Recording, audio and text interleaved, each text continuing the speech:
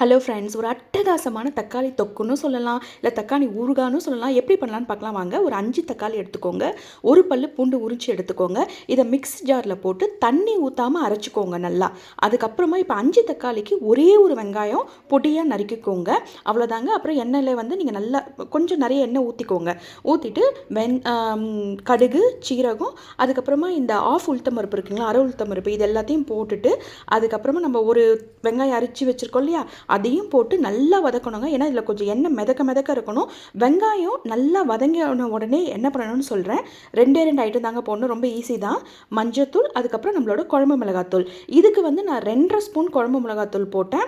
இப்போ என்ன பண்ணும், அந்த எண்ணெயோடு போட்டு அதை நல்லா நம்ம கலரணுங்க.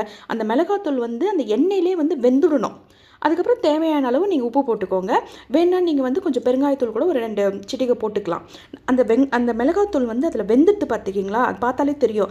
வெந்துட்ட உடனே நம்ம அரைச்சி வச்சுருக்கோம்ல இந்த பியூரி, இதை தூக்கி அதில் ஊற்ற வேண்டியது தாங்க. அவ்வளோதாங்க, ரொம்ப ரொம்ப ஈஸியான வேலை. அதுக்கப்புறம் ஊற்றிட்டு நல்லா நீங்கள் கிண்டுங்க.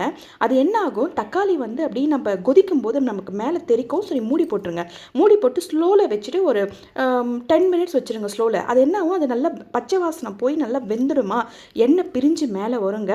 இது ஃபைனல் டச் என்னென்னா, உங்ககிட்ட நல்லெண்ணெய் இருந்ததுன்னா நல்லா ஒரு 2 ஸ்பூன் நல்லெண்ணெய் அப்படியே மேலே ஊற்றிட்டு ஹை ஃப்ளேமில் வச்சு நல்லா கிளறுங்க. கிளற என்ன ஆகும், நல்லெண்ணெயும் அதுவும் சேர்ந்து அப்படியே எண்ணெய் பிரிஞ்சு அப்படியே பார்க்குறதுக்கே வந்து ரொம்ப அழகாக வருங்க. இப்போ வந்து இது ரெடி ஆயிடுச்சு ஆல்மோஸ்ட். இதில் ஊறுகாய்னா கடைசியில் என்ன பண்ணணும்னா, நீங்கள் கடுகு வெந்தயம் வறுத்து அரைச்சி கொட்டினா ஊறுகாய் மாதிரி இது பக்காவாக இருக்கும். 10 நாள் கூட வச்சு சாப்பிட்லாம்.